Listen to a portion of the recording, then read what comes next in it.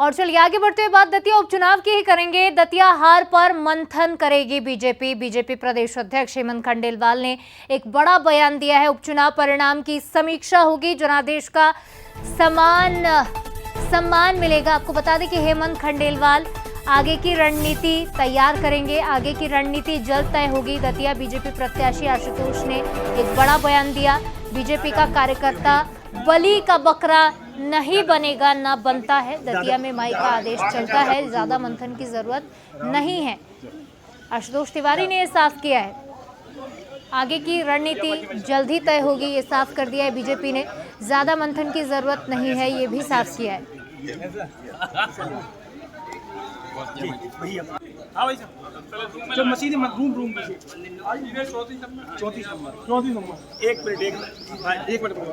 तो आपको बता दें कि उपचुनाव परिणाम की समीक्षा करने की बात कही गई है बीजेपी की ओर से। बीजेपी प्रदेश अध्यक्ष हेमंत खंडेलवाल ने भी बयान दिया।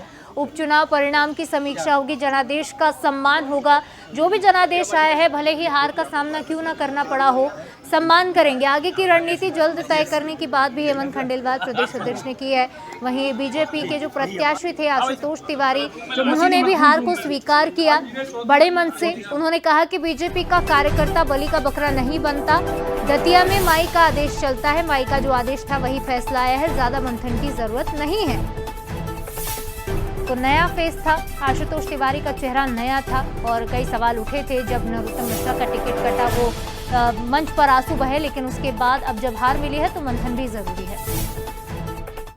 चुनाव में मतदाताओं ने जो जनादेश दिया, विनम्रता के साथ भारतीय जनता पार्टी उस जनादेश को स्वीकारती है। हम परिणामों की समीक्षा करेंगे और समीक्षा का जो भी निष्कर्ष आएगा उस अनुसार पार्टी अपनी आगामी रणनीति तय करेगी।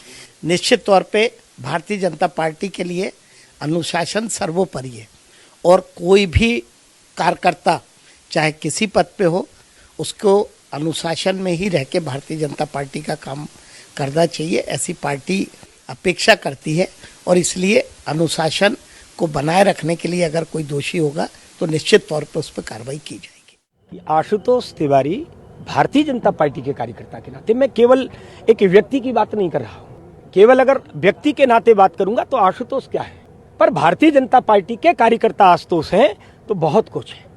और भारतीय जनता पार्टी के कार्यकर्ता को बलि का बकरा बनाने की हैसियत किसी की नहीं है। मुगालते से बाहर आना चाहिए लोगों को। दतिया के लिए मंथन जैसा कुछ नहीं है। देखो, एक और आप लोगों से मेरी विनती है, बहुत विनम्रता के साथ है।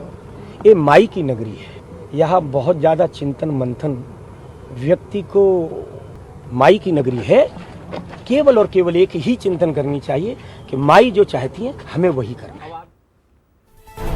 तो देखिए, बीजेपी प्रदेश अध्यक्ष हेमंत खंडेलवाल और बीजेपी प्रत्याशी आशुतोष तिवारी, दोनों को ही आपने सुना। उपचुनाव के परिणाम आ चुके हैं और अब भी उनकी बॉडी लैंग्वेज कुछ ज़्यादा नहीं बदली है। आशुतोष शर्मा जो पहले से काम कंपोज नजर आ रहे थे, इस बार भी वो एक रिजर्व पर्सनैलिटी उनके सामने आई। एक मैसेज उन्होंने दिया है कि ज़्यादा मंथन की ज़रूरत नहीं है। उन्होंने ये भी कहा कि जो बीजेपी का कार्यकर्ता है वो बलि का बकरा नहीं बनता। दतिया बीजेपी प्रत्याशी आशुतोष तिवारी ने ये पहली प्रतिक्रिया अपनी साझा की। उपचुनाव के नतीजे के बाद दतिया में माई का आदेश चलता है, ये उन्होंने दोहराया। इस खबर पर ज्यादा बातचीत करेंगे, हमारे साथ executive editor Manoj Saini ji phone line पर जुड़ रहे हैं। मनोज जी, मंथन की आवश्यकता तो है, लेकिन पार्टी तो बाद में मंथन करेगी। सबसे बड़ी वजह क्या दिखाई देती है इस हार के पीछे, जिस पर विचार करना जरूरी है? और अब नरोत्तम मिश्रा के भविष्य को लेकर भी सवाल उठ रहे होंगे। देखिए, मंथन चिंतन तो निश्चित होगा। भारतीय जनता पार्टी है, ये चिंतन मंथन भी करती है और उसके बाद का क्या होना है वो भी। लेकिन बड़े संकेत ये है हेमंत खंडेलवाल ने कि अनुशासन बहुत महत्वपूर्ण है भारतीय जनता पार्टी में।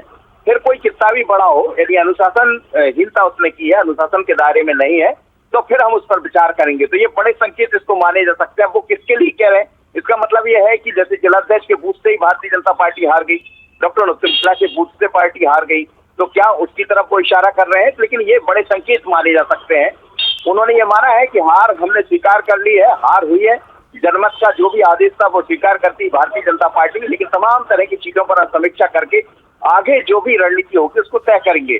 तो तो इसका मकसद ये भी नजर आ रहा है कि आने वाले दिनों में बीजेपी कुछ बड़े निर्णय ले सकती है, कुछ बड़ी कार्रवाई कर सकती है अनुशासन के दायरे में लाते हुए।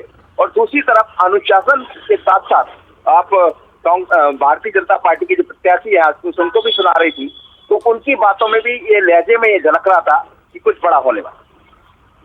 निश्चित तौर पर मनोज जी, अब क्या कुछ बदलाव होते हैं पार्टी में और इस एक बड़े फैसले के बाद क्या कुछ निर्णय लेती है पार्टी, ये भी देखने वाली बात होगी। बहरहाल आपका बहुत शुक्रिया जुड़ने के लिए और विश्लेषण के लिए।